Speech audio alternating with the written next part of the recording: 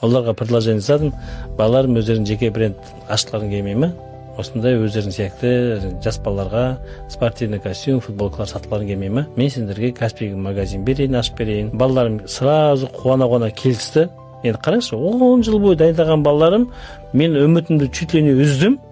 Кейін мына предложение екеуінің көзінде от пайда болып, папа бүйтеміз, сөйтеміз деп жұмыстарын бастап кетті. Цехқа барды, көрді, цехтың қалай жұмыс жасатқандарын көрді, қандай спортивка тігетіндерін көрді. Уже екеуінде креативті идеялар пайда болды, жеке парақшаларын ашты. Мен айту бойынша мәтін TikTok ашыңдар, Instagram ашыңдар. Енді не істейсіңдер? Бұлар бизнес бастаған жоқ, осы жерде мұқият тыңдаңыз. Мен сразу не айттым оларға? Полностью программное обеспечение қойыңдар дедім. Ертең цехтан товарларды шығып келген кезде, ол товарларды сразу приходтаңдар.